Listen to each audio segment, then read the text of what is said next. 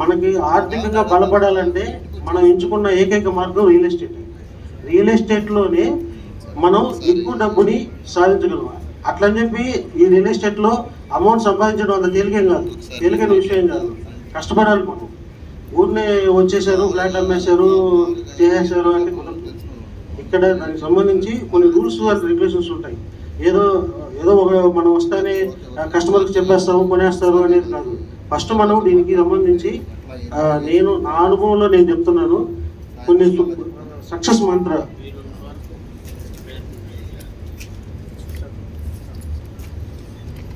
మనం రియల్ ఎస్టేట్లో రాణించడానికి నా సొంత అనుభవంలో నేను సూచించిన ఒక 8 సూత్రాలు చెప్తానండి. ఫస్ట్ వచ్చి మనం చేసే పనిని ఇష్టపడటం. నెంబర్ 1 పాయింట్, మనం చేసే పనిని ఇష్టపడడం కాదు, ఫ్యాషన్గా తీసుకోవడం. ఫ్యాషన్ అంటే ఏంది? ఇష్టాన్ని ఇంకా ఎక్కువగా ఆతృతతో మనం దాన్ని సాధించడానికి ఒక కంకణం కట్టుకొని నిలబడడం అనమాట ఫ్యాషన్. ఈ విధంగా మనం ఫస్ట్ మనం చేసే పనిని ఇష్టపడినప్పుడే మనం ఏదైనా చేయగలం. ఇప్పుడు రియల్ ఎస్టేట్ కూర్చొని ఏదో 4 మాటలు నేను చెప్తున్నాను వెళ్ళిపోతున్నాను కాదు కదా. ఈ రాణించాలంటే మనం ఫస్ట్ చేసే పనిని ఇష్టపడాలి. ఓహో దీనిలో ఇంత ఉంది. ఇంకోటి ఏంటంటే రెండో పాయింట్ ఏంటంటే ముఖ్యంగా దీంట్లో పేషెన్స్ ఎక్కువ అవసరం అండి. ఓపికగా ఉండాలి. ఒక్కోసారి మనం వచ్చిన వెంటనే మనకి ఫ్లాట్స్ పడకుండా డిసప్పాయింట్ అయిపోయి వెళ్ళిపోతుంటారు. 2 నెలలు 3 నెలలు చూస్తారు. 3 నెలలు చూసేసాం కదా, ఇంకా మనం ఇక్కడ చేయలేమేమో అని చెప్పి మనమే డిసప్పాయింట్ అయిపోయి వెళ్ళిపోతూ ఉంటారు. ముఖ్యంగా ఏంటంటే ఓపికగా పేషెన్స్ని తెచ్చుకోవడం వల్ల ఇది రెండో పాయింట్. ఈ పేషెన్స్ ఉంటేనే మనం రియల్ ఎస్టేట్ అనే కాదు, ఎక్కువగా ఏ దేంట్లో మనం పేషెన్స్గా ఉంటేనే మనం చేసే పని ఇష్టపడడం. రెండోది పేషెన్స్గా ఉండడం. మూడోది ఏంటంటే కష్టపడి పని చేసే తత్వాన్ని తెలుసుకోవాలి. కష్టపడి పని చేసే తత్వం ఉండాలి. మనం ఇక్కడికి వచ్చిన తర్వాత మనకి ఒక ఫ్లాట్ అమ్మితే మనకి 1 లక్ష రూపాయలు వస్తుంది అంటే మనం ఊరినే రాదు. సాఫ్ట్వేర్ ఎంప్లాయీస్కి 25,000 నుంచి 1 లక్ష రూపాయలకి రావడానికి వారు ఎంతో కష్టపడాలి. మన రియల్ ఎస్టేట్లో ఊరినే 1 లక్ష రూపాయలు వచ్చేస్తుంది రాదు కదా. మనం ఫస్ట్ ఏంటంటే కష్టపడాలి. మన విషయాన్ని తెలుసుకొని మన సీనియర్స్గా ఉండే వాళ్ళ దగ్గర మనం కొన్ని విషయ జ్ఞానం తెలుసుకొని ఎలా ఉండాలి, ఏ విధంగా ఉండాలి, మన లేఅవుట్స్ ఎక్కడ ఉన్నాయి, వాటికి సంబంధించిన వివరాలు, ఆ డెవలప్మెంట్స్, సరౌండింగ్ డెవలప్మెంట్స్ ఇవన్నింటినీ తెలుసుకొని ముందుకు పోవాలి. ఇది మూడో పాయింట్. ఇంకోటి 4వది ఏంటంటే ఇది ముఖ్యమైన విషయం. చాలామంది ఏంటంటే రియల్ ఎస్టేట్లోకి వస్తారు, నేను రియల్ ఎస్టేట్లో చేస్తున్నాను, పని చేస్తున్నాను చెప్పుకోవడానికి సిగ్గుపడుతుంటాను. Main important. ఇప్పుడు మన పక్కింటి వాళ్ళకి నేను రియల్ ఎస్టేట్ చేస్తున్నానని తెలియదు. దీనివల్ల ఏమవుతుంది, వాళ్ళు ఫ్లాట్ కొనాలనుకుంటే ఎక్కడో నెల్లూరులో ఎవరో తెలియని వాళ్ళు ఎవరో కాల్ చేసి ఉంటే వాళ్ళకి ఇచ్చేస్తారు. మీ పక్కింటి వాళ్ళు, మీకున్న మీ బంధువులు, మీరు మీ ఇంట్లో ఉండేవాళ్ళు వాళ్ళకే తెలియకుంటే ఎలా? కాబట్టి మీరు సోషల్ మీడియా ద్వారానో వాట్సాప్ స్టేటస్ల ద్వారానో మీరు ఏం చేస్తున్నారు, దీనికి సంబంధించిన అన్ని వివరాలు అందరికి ఫస్ట్ తెలియాలి. ఫస్ట్ నువ్వేం చేస్తున్నావు అని తెలిస్తేనే వాళ్ళు మీకు పలానా వెంకటరావు ఇలా ఫ్లాట్లు అమ్ముతున్నారంటే మనం వేరే వాళ్ళకి అడిగి ఎందుకు పోవాలి, మన వాళ్ళకి అడిగి పోతే మనకి 4 రూపాయలు తక్కువ వస్తుంది కదా అనేది ఉంటుంది. వాళ్ళు కొనేసిన తర్వాత మనం బాధపడాలి, మన మొహాలు మనమే చూసుకోవాలి ఇప్పుడు. కాబట్టి ఇది మెయిన్ ఇంపార్టెంట్. మనం చేసే పని అందరికి తెలిసేటట్టు చేద్దాం. 6వ పాయింట్ ఏంటంటే ముఖ్యంగా మన body language. Body language is very important. ఎందుకంటే ఇప్పుడు మనం ఒక కస్టమర్తో మనం వెళ్తున్నాం కదా, వెళ్తున్నప్పుడు కారులో కూర్చున్నప్పుడు మనం కానీ మన బాడీ లాంగ్వేజ్ సరిగ్గా వాళ్ళకి అర్థం కాకుండా మనం ఏదైనా గుట్కా నవ్వుతూ లేకుంటే ఏదన్నా తాగేసి లేకుంటే అప్పుడే సిగరెట్ తాగి కారు ఎక్కినప్పుడు ఇలా మన బాడీ లాంగ్వేజ్ బాగా లేకపోయినా కూడా కస్టమరు మనల్ని చూసి ఇంప్రెస్ కాదు. First impression is best impression అన్నట్టుగా మనం ఎక్కిన వెంటనే మన పైన ఒక బ్యాడ్ ఇంప్రెషన్ కలిగిందంటే వెంటనే అతను ఏంటంటే ఇతను అది ఎంత మంచి ఫ్లాట్ అయినా మీరు ఎంత స్వర్గంలో ఫ్లాట్ చూపించినా కూడా అది ఇష్టపడతాం. కాబట్టి ముఖ్యంగా మన బాడీ లాంగ్వేజ్ అనేది చాలా ఉండాలి. ఇంకా ఏంటంటే మన కస్టమర్స్ మనం తీసుకోపోయినప్పుడు వాళ్ళ విషయాల్ని ఎక్కువగా తెలుసుకుంటూ మనం వాళ్ళతో తక్కువగా మాట్లాడుతూ వాళ్ళ దగ్గర ఉండే విషయాన్ని, ఓహో ఇతను ఏ విధంగా మనం ఇతను దేనిపైన ఇంపాక్ట్ అయి ఉన్నాడు, ఇతను కొనగలడా, ఇతనికి కొనగలిగే సామర్థ్యం ఉందా అనేది అతను ఎక్కువ మాట్లాడడం వల్ల మనకు అర్థం అవుతుంది. కాబట్టి వాళ్ళని ఎక్కువ మాట్లాడిస్తూ మనం తక్కువగా మాట్లాడుతూ మనం మంచిగా బాడీ లాంగ్వేజ్ వాళ్ళని ఎక్కువ మంచిగా గౌరవం చూసుకుంటూ ఉంటేనే చేస్తుంది. ఇది 6th పాయింట్ అండి. ఇంకా 7th పాయింట్ ఏంటంటే ఇది కూడా ఇంపార్టెంట్, అన్నీ ఇంపార్టెంటేను. సబ్జెక్ట్ పైన పూర్తి అవగాహనగా ఉండాలి. సబ్జెక్ట్ అంటే ఏంది, మన సబ్జెక్ట్ ఏంది, మన సబ్జెక్ట్ లేఅవుట్.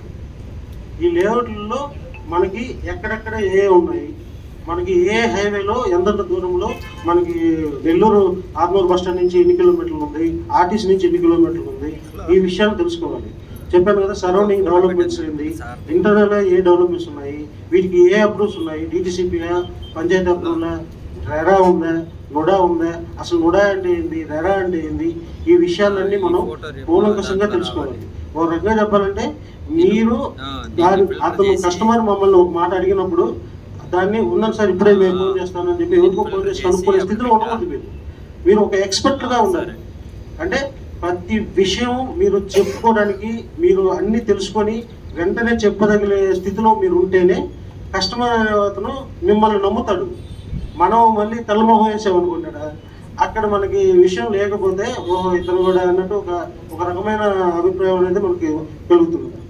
కాబట్టి సబ్జెక్ట్ పైన పూర్తి ఉండి ఒక ఎక్స్పర్ట్గా మనం తయారవ్వాలి.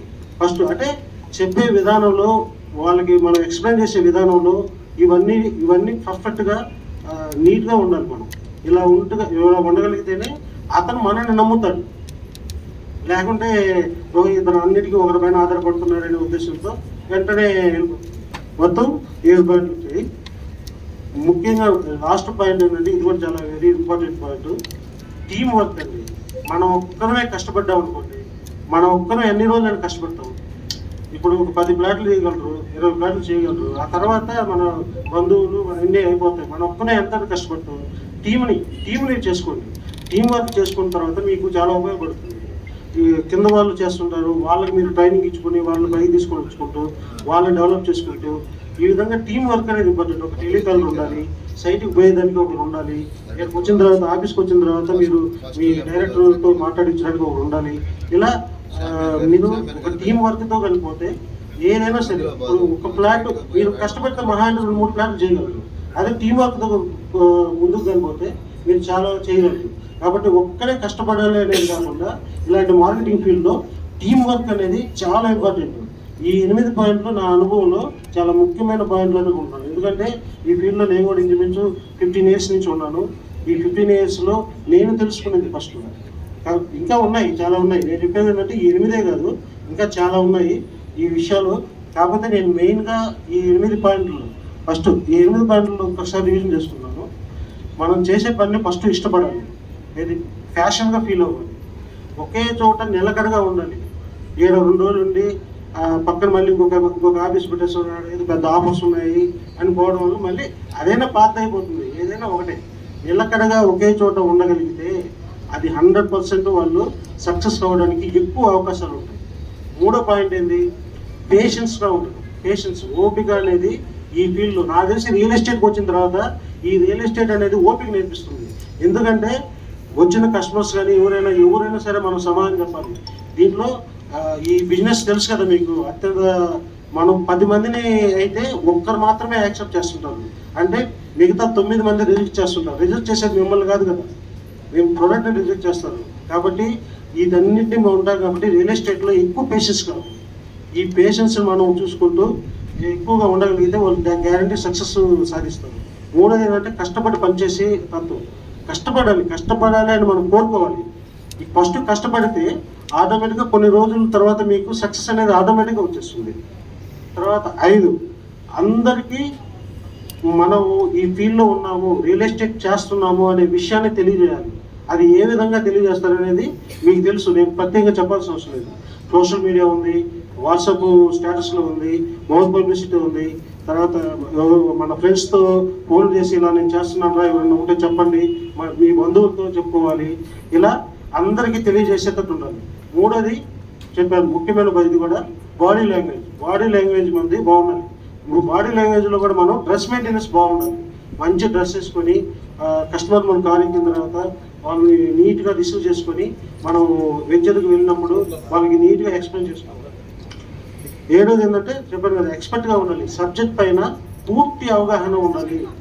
పూర్తి అవగాహన రావాలంటే మన సీనియర్స్ ఉంటారు, మనకి కొన్ని విషయాలు తెలుసుంటాయి. ఈ వెంచర్స్ ఎలా ఉన్నాయి, ఎక్కడ ఉన్నాయి, వాటికి సంబంధించి నెర అయింది, నొడ అయింది, ఇవన్నీ తెలుసుకునేటట్టు ఉండాలి. 8వ వచ్చి టీం వర్క్. ఈ 8 మనం కానీ తూచ తప్పకుండా చేయగలిగితే ఈ ఫీల్డ్లో సక్సెస్ కాకుండా పోయే సమస్య లేదు. నేను గ్యారెంటీ 100% మీకు నేను గ్యారెంటీ ఇస్తాను.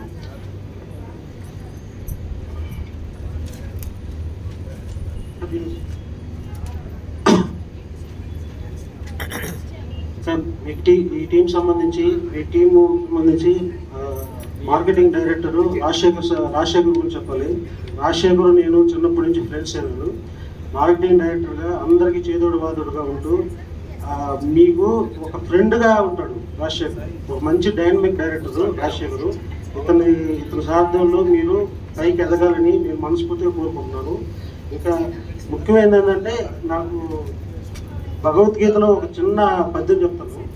ఈ పద్యం ఏంటంటే, ఇది నాకు చాలా ఉన్నాయి, నాకు తెలిసింది ఒకటి. దీంట్లో కర్మన్నే వాధికారిస్తే మామలేషు కదాచన మా కర్మ ఫలహేతుభూ మాతే సంగోస్వ కర్మని.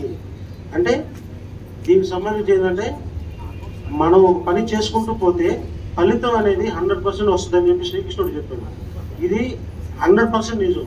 మనం ఫలితం గురించి ఆలోచించకుండా మన పని మనం చేసుకుంటూ పోతే 100% మనకు ఫలితం అనేది ఆ దేవుడి ద్వారా గ్యారెంటీ వస్తుందని నా నమ్మకం. కాబట్టి మీరు 100% ఫస్ట్ పని చేయండి. ఫలితం గురించి నిదానంగా మనకి 100% వస్తుంది. అది ఫస్ట్ పని చేసుకుంటూ పోతాము. మనకి ఎక్కడెక్కడ ఉన్నాయి, మీరు ఏ విధంగా టీం వర్క్ చేయాలి, ఏ విధంగా మనం కస్టమర్స్ని కలుసుకోవాలి, ఈ విషయాలన్నింటినీ మీ సీనియర్స్ ద్వారాను డైరెక్టర్ మీకు ఎప్పుడు అందుబాటులో ఉంటాడు. రాజశేఖర్ కాకుండా రాజశేఖర్ తోటి ఈ టీంలో మల్లికార్జున్ రెడ్డి, రవికుమార్ రెడ్డి, వీళ్ళు ఈ టీంకి మూల స్తంభాలు. మీరు అర్ధరాత్రి 10 ఎప్పుడైనా ఫోన్ చేయండి, వాళ్ళు మీకు అందుబాటులో ఉంటారు. ముఖ్యంగా నేను చెప్తున్నానండి, భువనేశ్వర్లో బాసిజం ఉండదు. ఇక్కడ బీ ఉన్నారు ఓన్ బాస్ అన్నట్టు ప్రతి ఒక్కరు ఇక్కడ బాసే. ఒక కస్టమర్ వచ్చినప్పుడు మీకు మీరే బాస్గా ఉండండి, మీరు సాధించండి. మీకు హెల్ప్ చేయడానికి చాలా మంది ఉన్నారు, టెలికాలర్స్ ఉన్నారు. ఇంకా వీళ్ళు ముగ్గురు మీకు మీ టీంకి ఎంతో మీకు సపోర్ట్ చేస్తారు. ఇది నేను చెప్పడం కాదండి, మీకు కూడా ఒక 1 వీక్లో మీకు తెలిసిపోతుంది. లాస్ట్ దీన్ని ముగించే ముందు, నాకు యూట్యూబ్లో ఈ మధ్య నేను చూసినప్పుడంటే నాకు ఒక పాట నన్ను బాగా ఇన్స్పైర్ చేసింది. దీంట్లో అది ఒక 2 చరణాలు పాడి నేను ముగిస్తానండి. ఒక విషయం మీరు వినుంటారు ఈ పాటని, కాకపోతే నన్ను బాగా ఇన్స్పైర్ చేసింది ఒక్క పాట. 2 చరణాలే పాడగలను నేను, మొత్తం నాకు రాదు.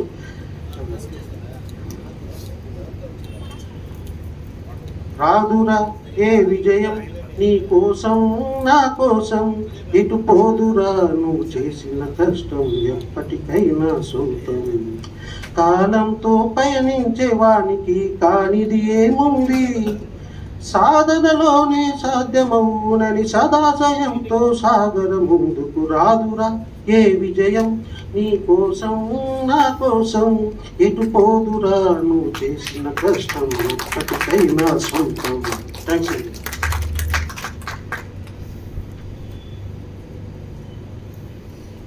థ్యాంక్స్ గారు. మన ఎండి గారు అయినటువంటి